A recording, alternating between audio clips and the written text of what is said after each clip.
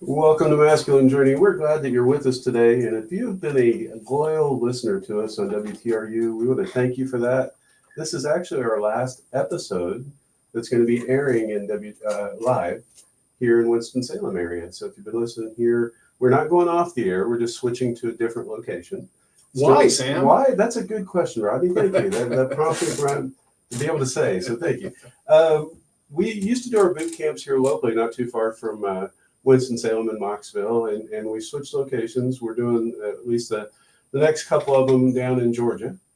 And so we are moving on the Truth Network to a couple of stations that are down closer to that area so we can kind of blanket that area with our show, as we're going to be doing the boot camps down there. We all still live here in North Carolina in this general area, but we are going to be on down there. If you still want to pick up the show and you want to listen to it, you can go to any podcast outlet. That would be Spotify, Apple, just name them. They're all, so many of them. You can catch us on YouTube. You can catch us on Facebook. You can go to masculinejourney.org. That would be a great place to listen to any of the podcasts. But also, if you want to listen to the show, the same time you were listening to it every Saturday, you can go to truthnetwork.com, and we're going to be airing in Greenville and Spartanburg. So, you can pick the station you want to listen to on truthnetwork.com. So simple enough. Pick Greenville or Spartanburg, and you can listen to it every Saturday at 12, just like you have been. Yeah, because we're going to be on at the same time. We just won't be on here locally. So we will miss you guys, but we will be here in spirit, and we'd love to have you come to a boot camp. We'd love to see you in person. So if you've listened to this, this is your opportunity. This is your personal invitation. Please come to the next boot camp coming up the weekend before Thanksgiving, November 20th through 23rd. Yeah, and you can listen to the after hours as well. Yeah. That's what's really good, Yeah. And so if you are listening to us on podcasts, thank you. We appreciate that. And so today's topic, we are talking about what lures does the enemy use on you in this season right now that you're in. I know we did this topic not too long ago. It seems like we just did it probably 4 or 5 months ago, because I think I brought the topic to the team then as well. But, the thing is, the enemy's constantly on us. Right? Do you know anyone that can honestly say the enemy's not always trying to get after them? Nobody admits it, but I can't imagine somebody saying he's not. Yeah. It's not a matter of whether you're godly. It's not a matter of whether you follow God closely. The enemy still comes after you. And our first clip's going to talk a little bit about that. The first clip is from a movie called Nefarious. Now, to be fair, I haven't seen it. It's called a Christian horror movie, which I didn't know they made such a thing. I think this is one of the first ones they did. And in the scene, what you have is you have an atheist doctor who has went to death row to meet with somebody that's scheduled for an execution.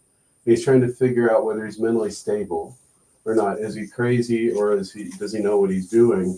And so he goes to meet with this inmate, and the inmate says he's a demon. And so as they get talking about it, he's the demon, the inmate's explaining why the enemy comes after mankind. And so right before this, the inmate's talking about, the demon's talking about, before man appeared, it was just God and the angels. And then in Revelation, it'll tell you in Revelation 12 that there was an attempt to overthrow God in Scripture. Right. And so it didn't work out very well. And Lucifer, who was later to be called Satan, was cast down to the earth, which is where he is today. Right. And he's our tormentor, along with all the third of the angels that got cast down with him, which would be considered demons. And so when we pick up this clip, he's saying, everything was kind of in its place until you were created. And so that's where we pick up the scene where he's talking about mankind coming on board. And so he'll talk about his master, which is Satan, right? And he'll talk about the enemy, which is God, to help you kind of keep in mind who he's talking about. Keep in mind which context it's coming from.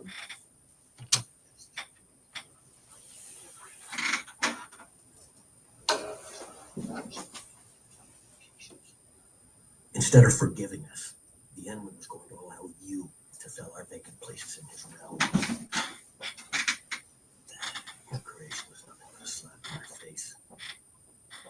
My master also understood that if he could make man disobey, then his fate would mirror ours. And he didn't disappoint. Then came the tears of all wheat, and the womb of the spirit became matter, flesh became a vessel, self-will and self-seeking began lusting after sin and impurity, and man, created to be king over nature, became its slave. The master conquered and fettered, and sin brought him and his descendants to us, and we began our forever mission to destroy you. He made you in his image, but we remade you in ours. So that's it. That's our plan, not to make something of your own, just to destroy us. No, our plan is to hurt him, to punish him, and we do that by destroying what he loves, which is you. You know, a means to an end. Pretty blunt, but pretty on point, at least from what I can gather from, hearing things, reading things, watching other people, talk about this topic. The enemy doesn't really care about you or me. It has nothing to do with us. He doesn't like us, doesn't care for us, hates us, whatever. It's about getting back at God. Keeping in mind, he tried to overthrow God. He couldn't overthrow God. And so the only way he can hurt God is to hurt the ones that he loves, like the demon was saying in the clip there, which is you and I. And so when he can convince us to take a bite on one of these lures and to chase after the temptation, right, and to go with him wherever he's trying to take us, he knows that that's going to hurt God's heart. And so that's what he's trying to do. And so I had something I was planning on talking about. I don't even remember what it was. It was something I was going to talk about. And as soon as I sent out the text string saying, hey, this is what the topic's going to be, from that point on, it was like my friend Robbie says, on like Donkey Kong. It was, and the battle was against lust. It's like, literally within probably 2 minutes after sending it out, I wasn't even watching TV because right now I'm watching my daughter's dogs, and one of them kind of loses its mind when the TV's on, and so I don't really have the TV on much. Anyway, that's another story. But it's just the whole weekend, the last 4 or 5 days since I sent out the topic has just been a battle every day against it. And it's not something that I've really battled with for quite a while. And I think that's part of the challenge is when we think that we're past something is when we're most vulnerable. When we really think that we've conquered something without God's help me get past it, but I got to continually lean into him. Because if I don't continually lean into him, I'm going to succumb to whatever the enemy's pulling me in that direction. Right? Because you're going to serve one master. You're either going to serve God or you're going to serve the enemy. You can't kind of be in the middle ground. There is no Switzerland or whatever, Sweden, whichever one's neutral. I don't remember. Do you guys know which one's neutral? Switzerland. Okay, thank you. Is Sweden like real aggressive? No. Okay. They had those army knives. That's true. They did make the army knives. That's a good point there, Robbie. Sweden was also neutral in World War II. Oh, okay. Yeah, that's where probably why I get them confused, not knowing which one is which. But anyway, that's kind of what my battle has been like for the last few days, is just saying, okay, all right, God, here we are again. I need to just kind of lean into you and get past this. And honestly, I was successful. I was successful in not giving in to the temptations. As a matter of fact, I did start to watch some TV after the dogs were in bed, and I had something on the TV, and I'm like, yeah, I can't really watch this. And so I had to just turn it off because I was like, this is not good for my heart. It's going to take me in a direction. I was starting a new series that I heard was really pretty good on TV, and it got really dark really quick from the standpoint of very much things that I didn't need to think about or see. And I just said, no, I don't care how good the series is. I'm just going to shut it off and not let my heart go there. Because, the enemy is just looking for some type of fertile ground, that he can till and continue to produce fruit there of his kind. Yeah. Anyway. Pink Panther. Okay. Yeah, and that's one of the things that it's really hard sometimes in that moment to make the right decision. Because you're sitting there, you're watching something, you're just, oh no, it's just what I do. And it's like, no, there's more onto it. But that's where, if you're thinking about God, talking about God, around God, and you're doing things, it helps you remember and recall some of that. Like, oh, I can't go there. Yeah. Right now, I'm in a bad place. If I do it later, maybe I can. But right now, I just know. Yeah, I mean, it's not anything that I couldn't have watched, last week Right. and had an issue with it, but I could just feel my heart. And I'm like, oh no, this isn't good. Right. With the state where I'm at right now in my vulnerability, this is not a good place for me to be watching TV. Right. And so I put on something silly like The Big Bang Theory or something. I don't know what it was, or just something that was meaningless and had nothing to it, just so that my mind would not want to go there. Yep.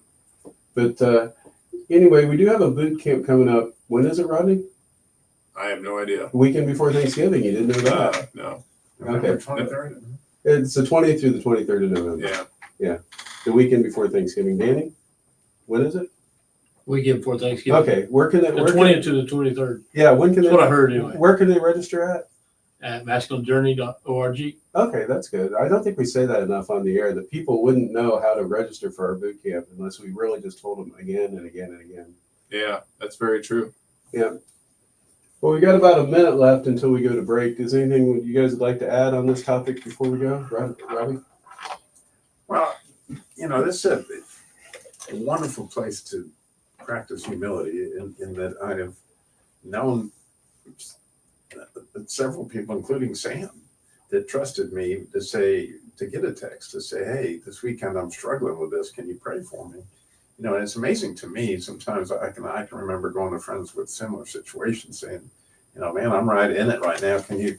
And it's almost like the second you put the light on it, and somebody else and you tell a friend, this is what I'm struggling with, the light comes on, boom, it's gone. Yeah. And because you've resisted it and you stand firm, and he says, well, this is a losing opportunity, and he just backs off. Until he regroups and But it comes takes again. unbelievable humility to send out that text or to tell that friend, It that does. you need help. Well, we'll talk with you after the break.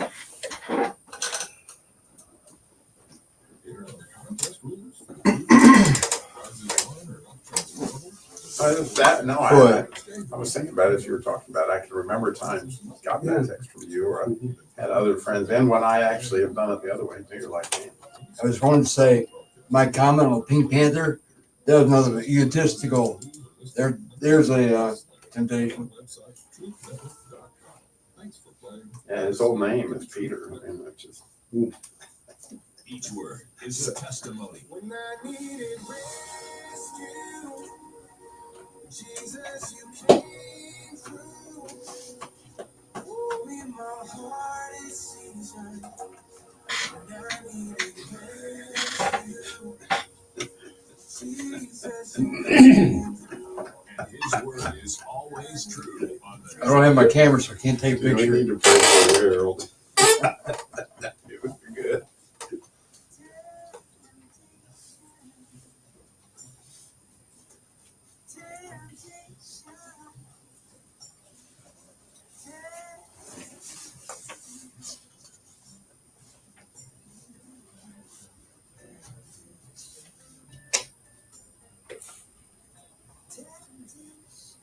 Welcome back to Masculine Journey. And oh yeah, temptation. That's right. That's the reason I wanted to play that bump. It's from a lady named Diana Krall, and it's not really a good song. It was a great song from the standpoint of the jazz music. It was really good, and her voice was good. And I only heard a few lyrics and a couple choruses, and that's the choruses put together.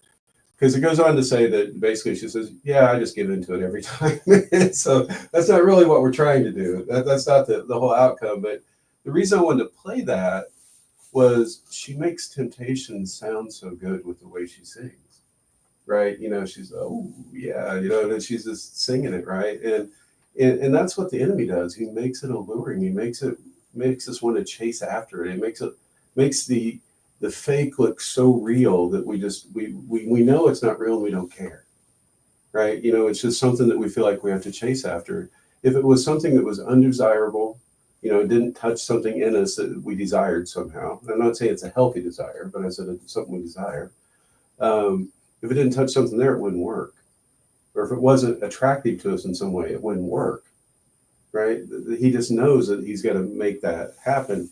And when you know the history of the enemy, you know, when he was Lucifer and he was in heaven, he was the most adorned angel. When you look back in scripture and they talk about him, talks about how he was a thing of beauty, right? And so he knows how to lure people is through beauty of one sort or another, right? Or to speak to them. And Harold, you're a jazz kind of person, right? And so you've probably heard of that singer before. Oh, yeah. In fact, I made a big mistake in our pre-show when he came up with that. I'm sitting there and I'm listening to it, and he says, and this is a singer named Diana Krall. I made the serious mistake of saying, "Oh yeah."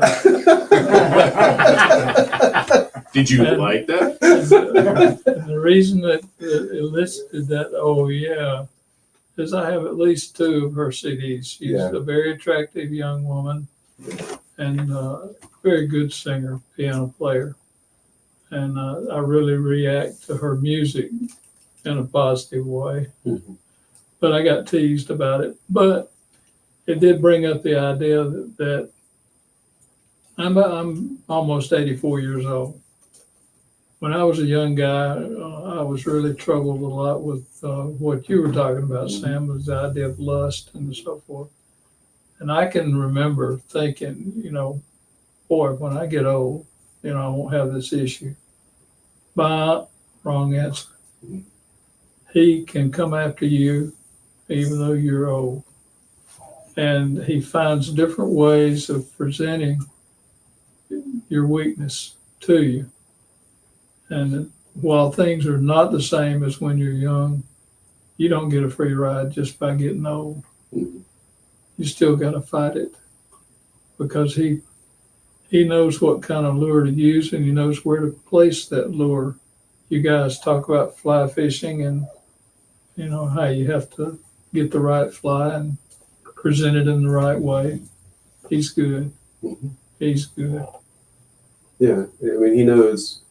He's been around a lot longer than you have, so he knows your story probably better than you do. Longer honestly. than Harold?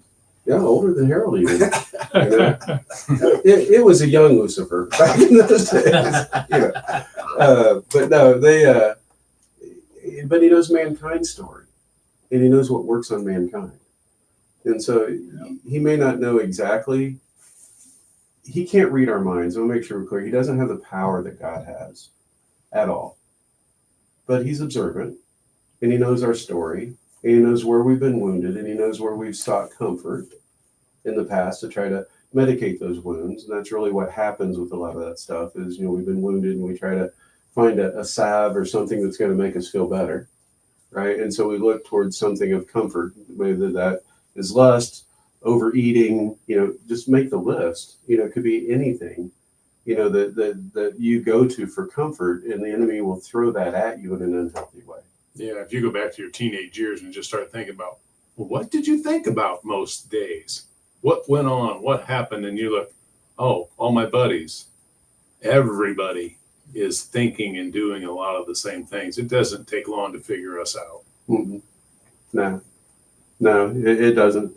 So, Robbie, you actually have the this next clip, and so I'm going to talk to you, have you talk a little bit about that. All right. Well, this is one of my favorite movies, actually. It's the movie Aladdin. It's animated, you know. The original one was Robin Williams, which to me, he played this part masterfully as the genie in Aladdin's lamp. And so in this particular scene, as we pick it up, Aladdin, you know, wanted to, you know, go after Jasmine, but the girl that had come into the market because she was trying to be normal. And so she kind of was infatuated with Aladdin because he was a normal guy, not because he had anything going for him, but, you know, Aladdin thought he needed to be a prince. And so when he found the genie, you know, one of his wishes that he would got of his 3 wishes was to be a prince so that he could go after Jasmine. And in this particular scene, you know, Genie, who you can hear is a bee, you know, he's made himself a bee in order to kind of help Aladdin through this to try to win Jasmine. And he's trying to give him, you know, instructions along the way. And I think the clip speaks for itself when you figure out what's kind of going on, that Aladdin is trying to pose to be something he's not. Who's there? It's me, Prince Ali. Prince Ali of Bagua. I do not want to see you. But no, please, Prince, give me a chance. Just leave me alone. Not about you. Talk about her. Huh? She's smart. The hair, the eyes, anything. Pick a feature. Princess Jasmine, you're very magnificent, glorious, punctual. Punctual. Nice. A rich dude. Yeah. The daughter of the Sultan.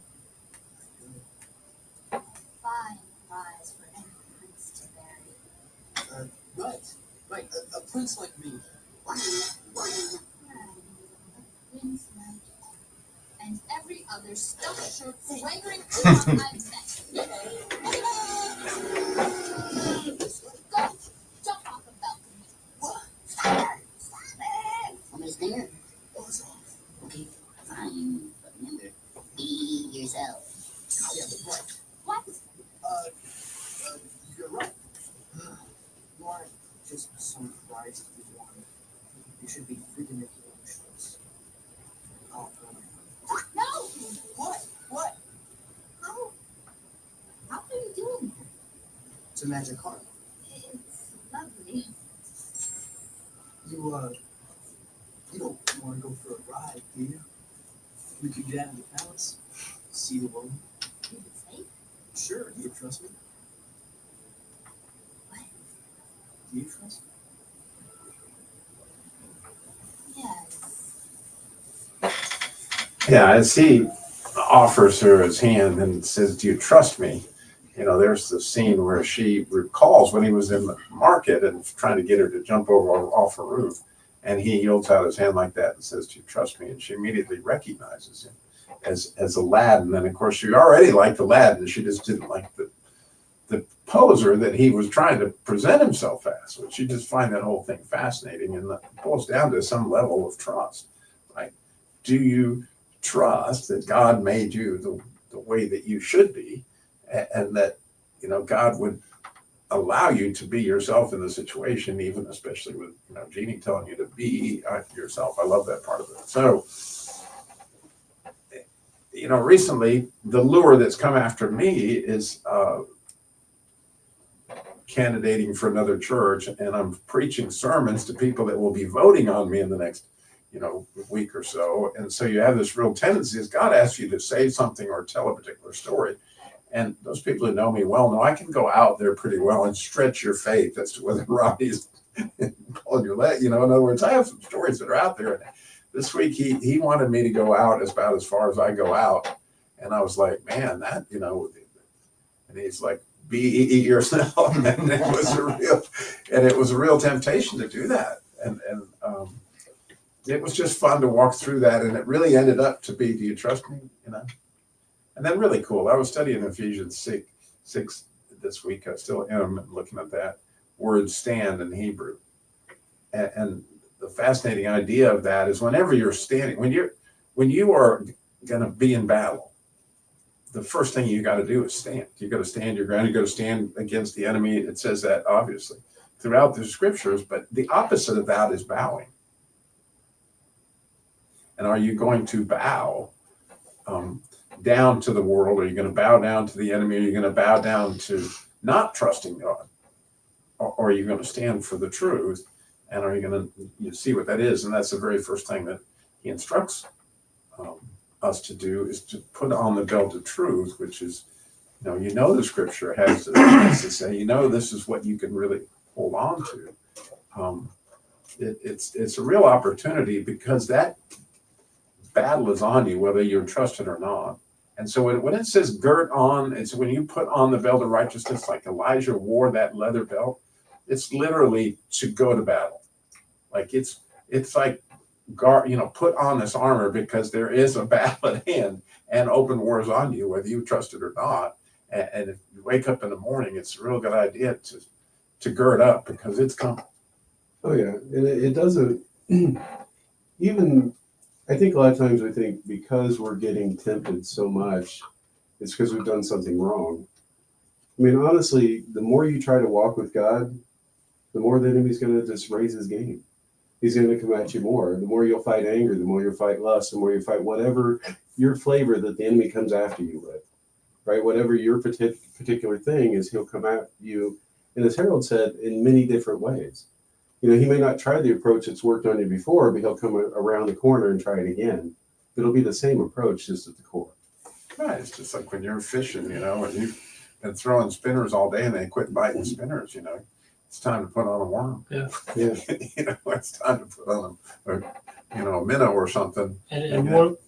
one of his greatest tricks is to convince you he doesn't exist and warfare isn't a real thing. Absolutely. Absolutely.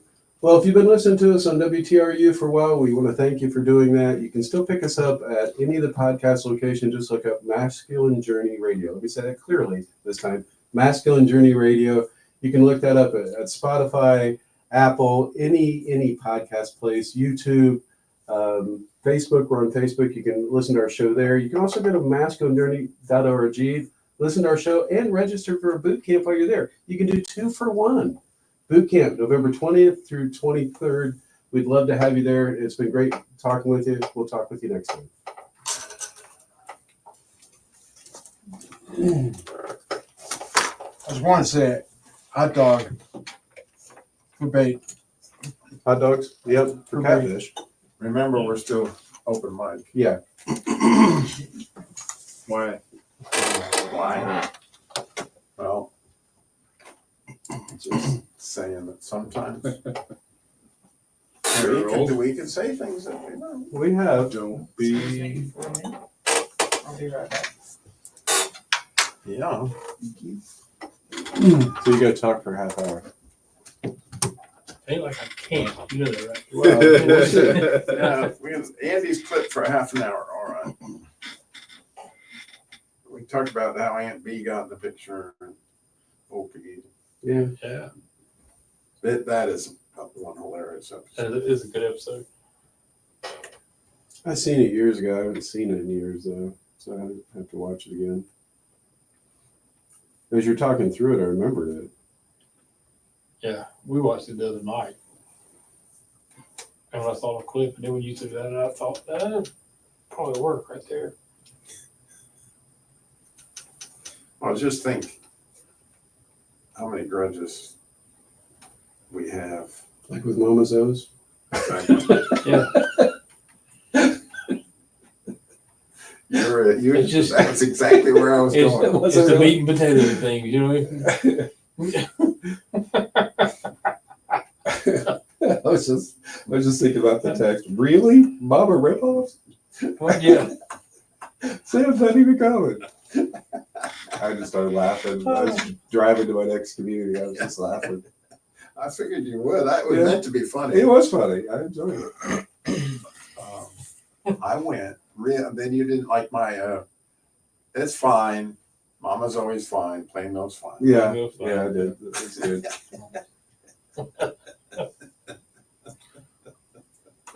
But we do. We nurse whatever grudge, whatever it is that you got.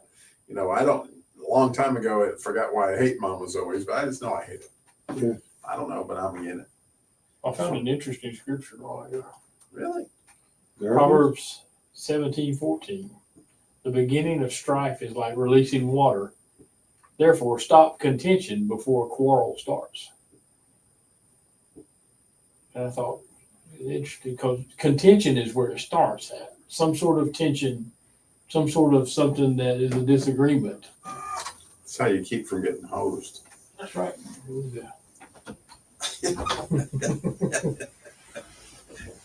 Come on, El, that was a little funny. Next when you get a smile.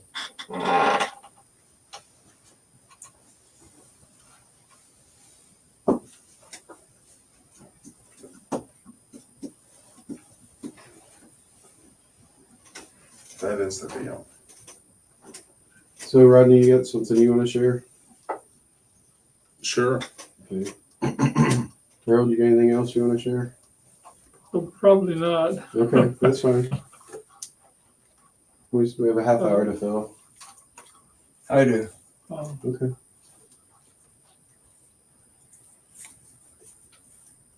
No pressure.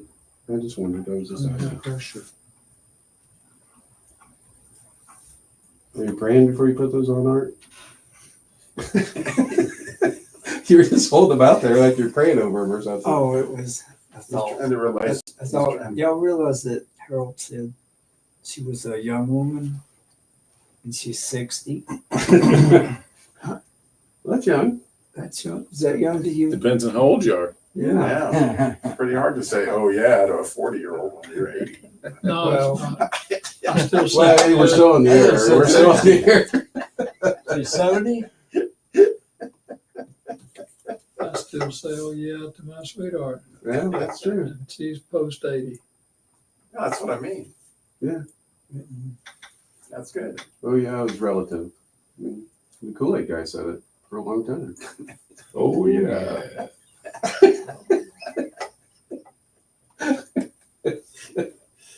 Yeah. Watch what you follow. He always stayed on the mound because he was pitcher. He was a pitcher.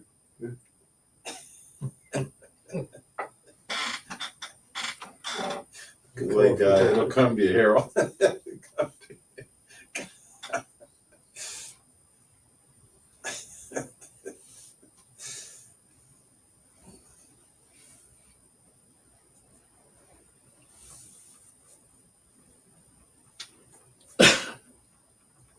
This is a quiet group tonight. Yeah, I it's gotta a say. very quiet group tonight. We're just very quiet.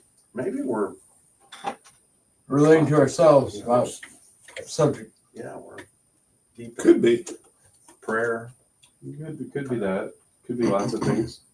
Could just be tired. Could just be tired. Diana. Yeah. Okay, speaking of Satan again.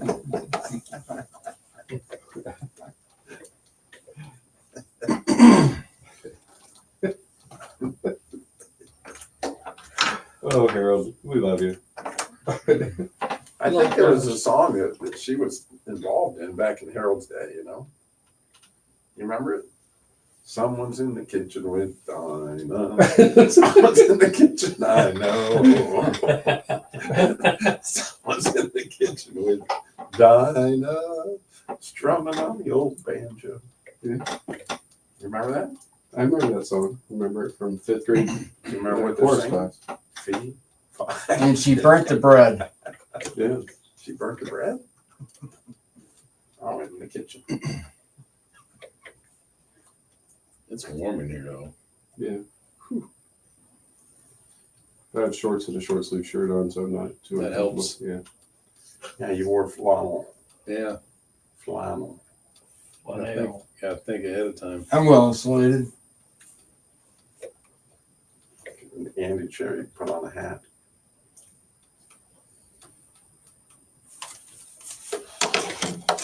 Andy seems like he's having a really good time. I talked to him a little bit Saturday. What's he been doing for? He's been in Missouri. Visiting. That's what I'm saying. For He's 2 bound weeks. for Yeah. I know. Well, 2 Tuesdays. That's where he's You getting. know, he That dude, I got this one. Um, that one that's left on the weekend and then stayed through a weekend basically. You would call it pink. So I think he's gonna be back in Boone Hibiscus. today or tomorrow. Hibiscus good. So he's coming back in They town. got him there again now? Yeah, cause we got. Is he visiting the same aunts and his brothers? His brother, primarily, and then Oh, Then I got me another. said that he went to kind his of white print his shirt niece there, too. got married while I was there. I was like, dang. He didn't know she was getting married, so he got there. Really? But it came up pretty quickly, but Sam's Club, Sam's. I'll let him share that story. Sam's Club. Yeah. No, Tractor Um, Supply. we Tractor Supply. the guys in Ohio had a base camp Saturday, and so we were both on for the base camp. You know, we on for the to watch it and stuff, and then he just called me after it was over. You know, What part of Ohio? they're up in just south of Columbus. Yeah, but they're a good group of guys. They are good. Yeah, Matt Popovich is saying he'll be there in November. So I'm trying to remember. Was he there when we were there? Well, he leads. Have you been on the Saturday morning stuff at all? Yeah, I've been, He usually leads. been a while. I need to get back. He's got your hairstyle. Has a beard. Yeah, I know you do it. Yeah, I know you do it. I thought your hairstyle was a better way to say it than Yeah. you know. Don't have any. Well, it's a style. Exactly. Follically challenged. Not a lot of options with it, but there is a That's right. style. Yeah. Well, you can slick it back. Talk about washing my hair about every day. Yeah. Right down the drain. How much stash? We'll go back on the air here in about a little over a minute. Yeah.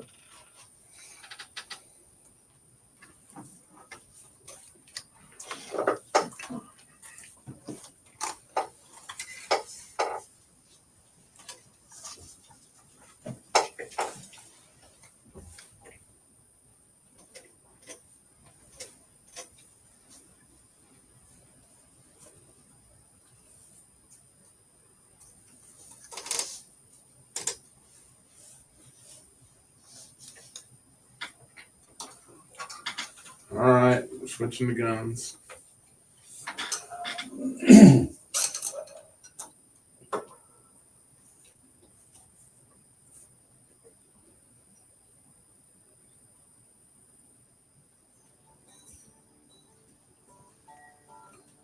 Coming to you from an entrenched barricade deep in the heart of central North Carolina. Masculine Journey After Hours. A time to go deeper and be more transparent on the topics covered on this week's broadcast. So sit back and join us on this adventure. The Masculine Journey After Hours starts here now. Welcome to Masculine Journey After Hours. We're glad that you're with us today, and we are talking about a topic I think that will touch everybody out there, that they probably can relate to this topic. What do you think about that, Rodney? I think if you really try hard, you may think of one time in your life that this may have touched you. It may just be that. Maybe. Yeah. Robbie, you think anyone's going to escape having to deal with what we're talking about today? Apparently, according to Harold, not even if they're, ancient of days. Yeah. You know, Yeah, exactly. old. So, Danny, what are we talking about today? We're talking about the lures that the enemy uses to trip us up. To try to get us to take a bite. Yes, take a bite. Yep. Yeah, the Cod temptations. fishing. The temptations that he throws in our life. Yes. Put you down when you want to go up.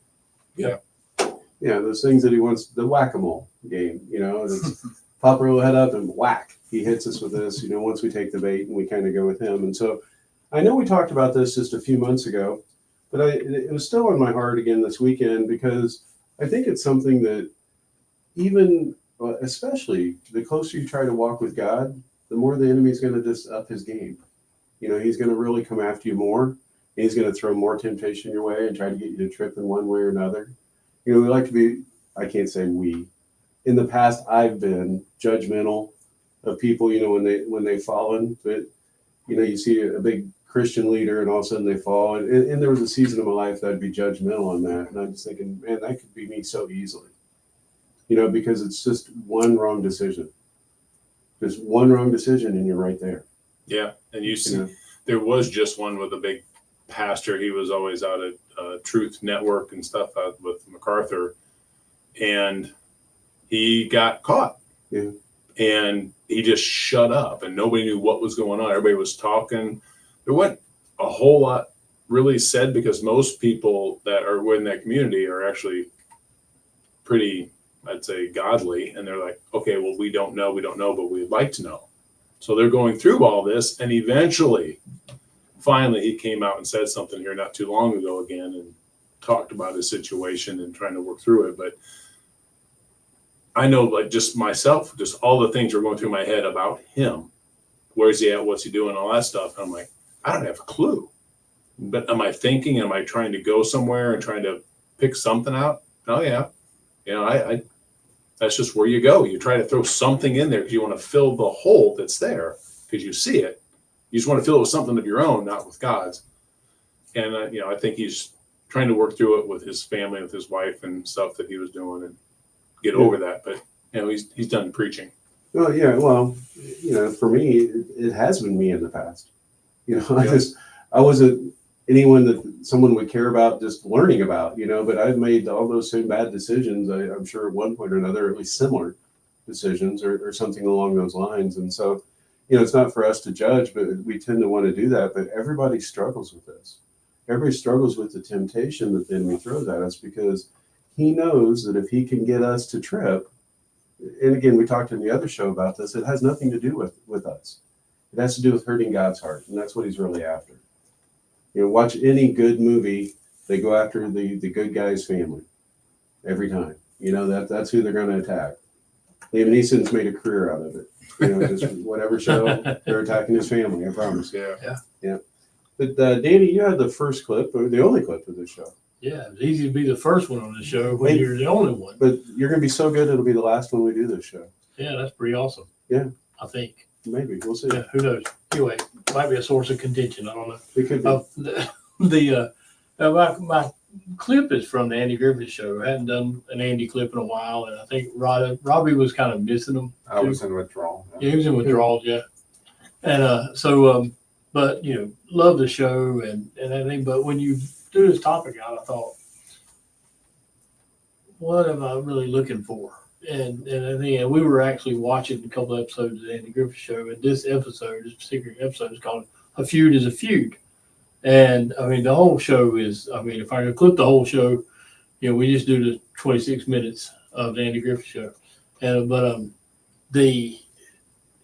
it's about two families that are feuding, and there's kind of a Romeo and Juliet story going on with a son of one family and a daughter of the other family.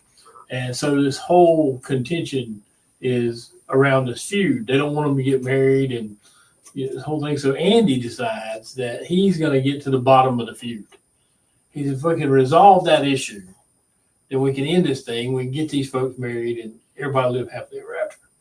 He has a great plan, but the scene we're going to see is he goes to Mr. Wakefield's house, and he's going to find out what they're feuding about. And so we'll pick it up there where Andy walks up on the porch, and then we'll talk about it afterwards. Howdy, Sheriff. Are you doing feud and shooting or hunt and shoot? Feud and shoot.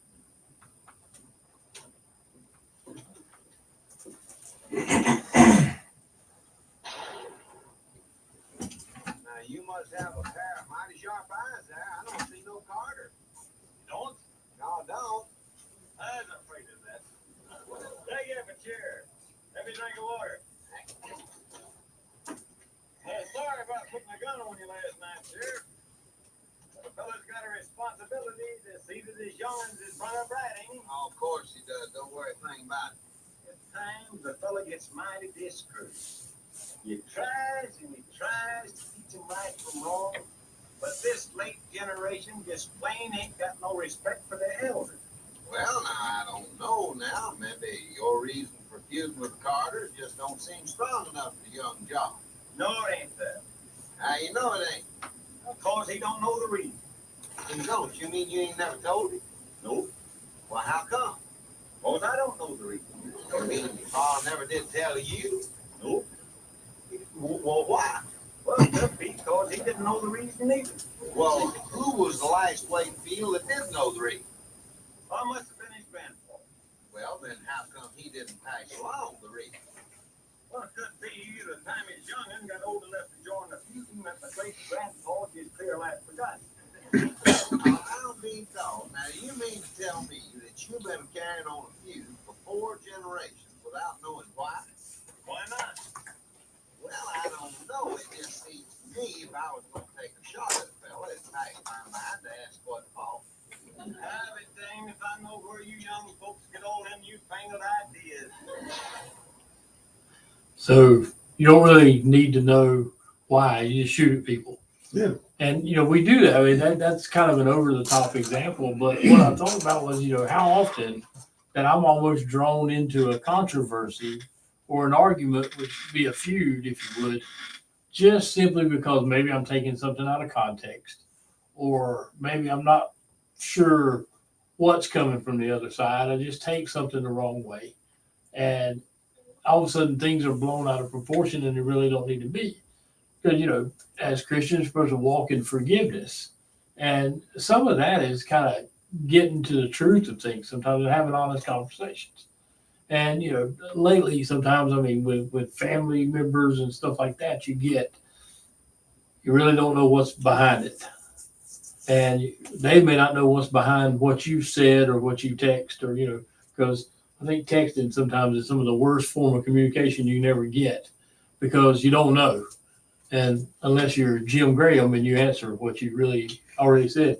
But I'm sitting in his chair, so but that's kind of where I went with that. And, you know, in the scripture that I found a while ago, the beginning of strife is like releasing water.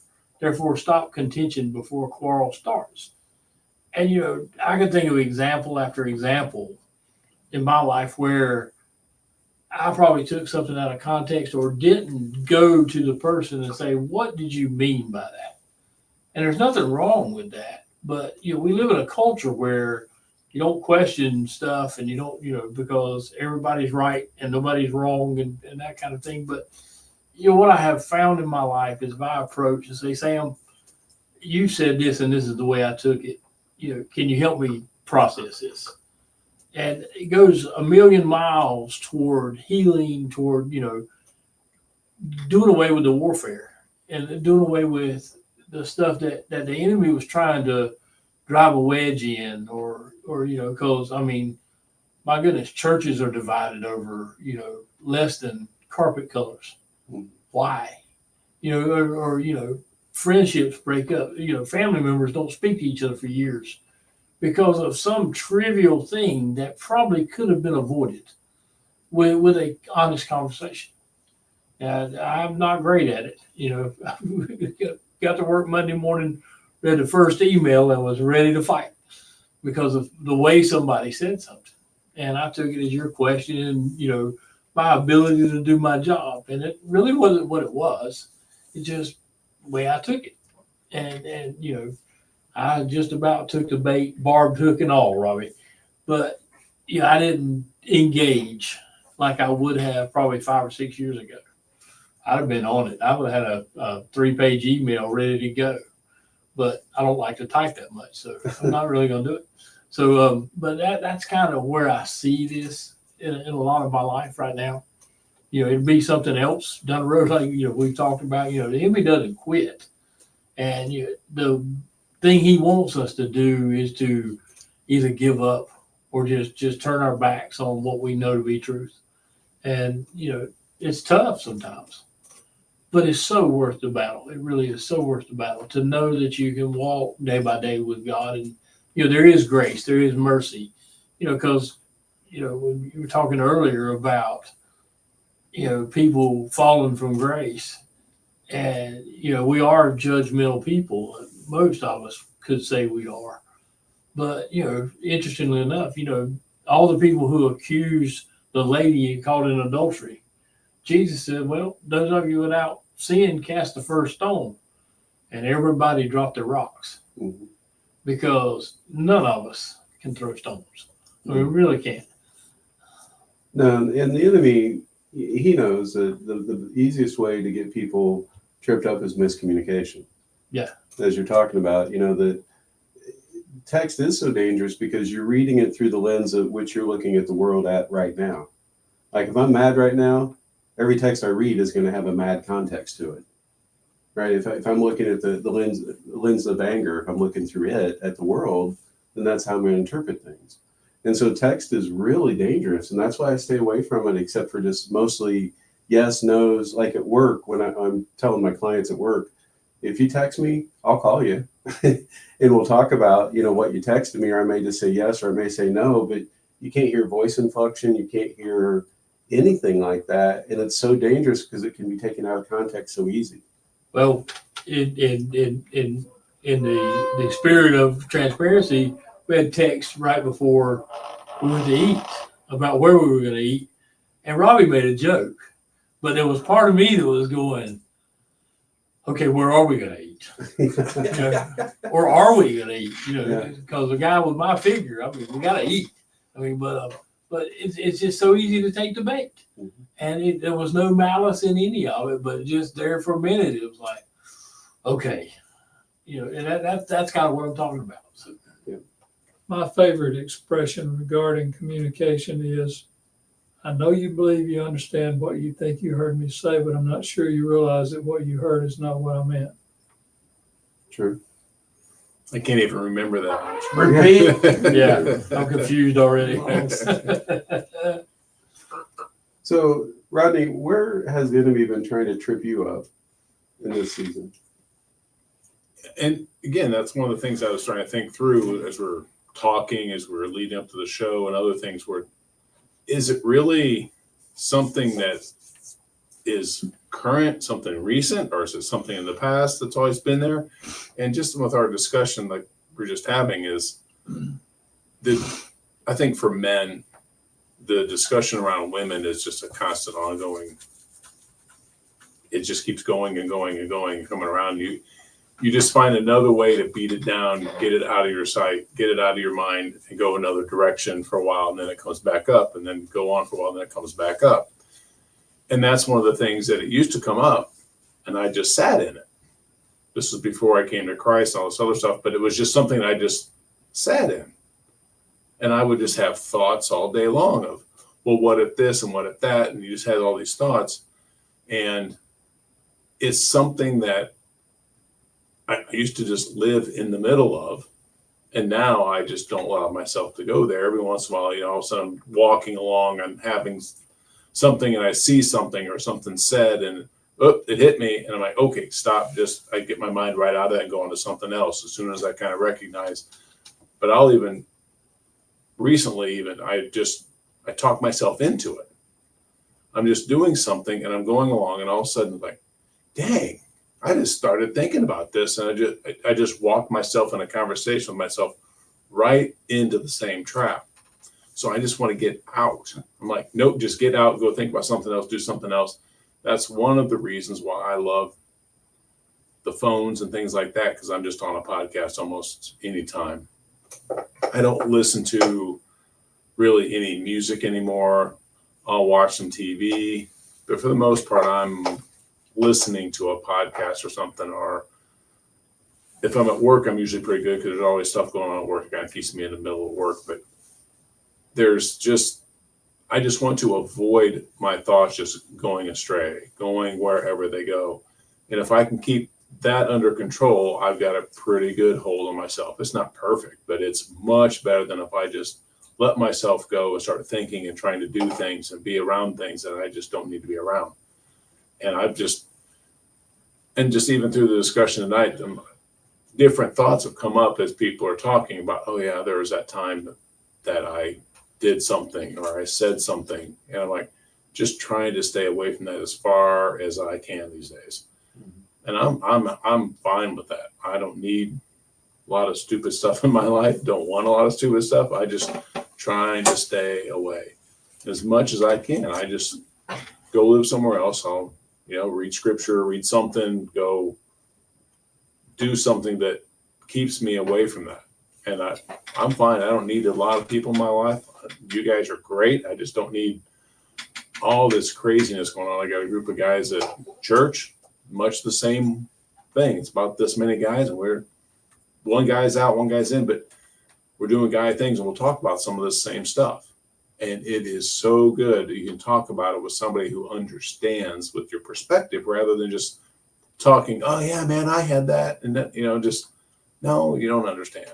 It's a bad thing. You just want to stay away from it. And the better you can stay away or be with men that understand and can talk to you and help guide you through and do that, it's just a much better situation. Right. Thank you, Rodney. Grant, was there something you wanted to add on this topic? Yes, just as Rodney says, being away from the small stuff. When the closer you get to the Lord, the smaller the sins are. The small things. Start one, and a little bit beams up big. Yeah, it definitely grows. Yeah, and that's like when you're saying there, I've had times when I know I'm driving down the road, I'm doing something, and I just hits me, and I'm like, Lord, I have no idea where all my sin is at. There's things I sin on every day. I know I do it, but I don't see it. I don't even know it's part of my life. But just let me know. Keep me away from it. But they're smaller than they used to be. As far as the one thing, yeah. Sorry about that. If you realize, Yeah, but that's hard. It's not easy just to be living in, oh yeah, there was that one, there's that one. They just are so much a part of your life that they're just there. You just live with them. And I got rid of the big ugly things that were out there in my life, but there's still many other little smaller things that you just don't always just recognize real quick. Well, God will peel those back one. Exactly. You know, Yep. he'll Yeah, some of awaken them. you to that. Yeah. I think it's a great assessment. That's why I love you brought the topic up a second time, Sam. It's just to ask yourself, if you're listening, where are you being lured? There's a passage I read in Isaiah today that talked about, if you choose what delights the Lord, like, are my choices right this minute? Do you feel God's pleasure when you're doing that? Or do you feel like, well, maybe I'm in some place or doing something that isn't all that crazy right now? And it's a really good exercise to go, oh, I'm being lured over here. And when the light comes on, in so many of these situations, when the light comes on and you see, oh my gosh, he's lying to me. Oh my gosh, I'm following this. Then all of a sudden it becomes a whole lot easier to fight the battle. It is. Which brings up a question. You guys have mentioned a couple of different things you do, but how do you combat that temptation? Rodney, you said something about, I kind of get away from it. Yeah. Right. I turn my head a lot of times or just start thinking about something else and just kick it out and start thinking about something I'm either have been doing or doing. Just it's around there, but it helps me get my mind right back off. So what do you guys do to try to fight against the temptation as it comes your way? I know it doesn't work for every buddy at the table here. I wish it did, in some way. But what I have learned recently, that if I start to feel that particular lust or something like that coming on, then I begin to go, okay, God, help me to turn. Obviously, I have a need for him. Help me to turn that into romance. Like, how can I romance my wife? Or what can I do to make this a healthy thing that you would delight in rather than going down this path that looks like destruction? Mm-hmm. And I found that to be not only, help with the temptation thing, but actually you end up in that place where you can really feel God's delight, which is where you want to be. Yeah. For me, I looked at, anger is one where the enemy gets me pretty quickly. Yeah. I can get angry pretty quickly, at things. And there were a few situations with family over the last few weeks where I could feel him pulling me towards wanting to get angry. Not necessarily to confront, but to be bitter about something and realizing, okay, I have to hold on to what I know is true. Because anything the enemy throws at you is going to have a little bit of truth to it, or you wouldn't bite at it, right? So he's going to throw something at you that appears to have some little truth in it. But what I know to be the most true, if I'm dealing with my kids, what do I know to be the most true about my kids? They love me. They love me dearly. I mean, I know they do. I hear it from them. I see it in their actions. And so when something comes up and I'm thinking, oh, well, they're not really there for me if I need them, or this isn't going to happen, or it's a friend or whatever, I have to stick to what I know is true about that person. What is the deepest truth about that? The deepest truth about that person is they do love me. And so everything else can be a misunderstanding, which puts me in a position, Danny, to say, hey, when you said this, did you mean this? Because this is what I heard. Instead of reacting out of anger, which would be my normal course of action, sometimes it'd be like, no, what I heard you say was this, is this what you meant? Now, there's always a chance that they could say, yep, that's what I meant, and then it'll probably be on.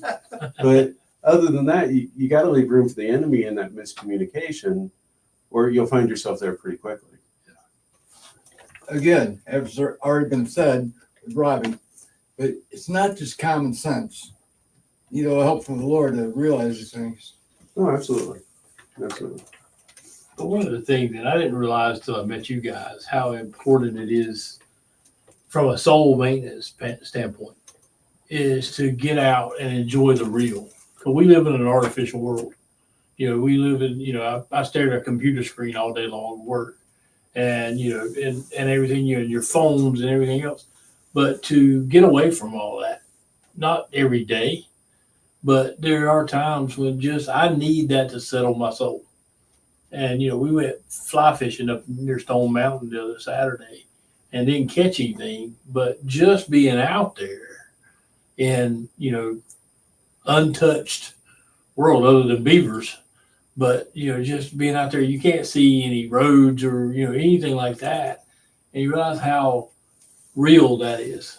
And so that helps to, I think when you immerse yourself in the real, it helps you see the artificial quicker. Does that make sense? It does. There's a spiritual dynamic there that I think is important.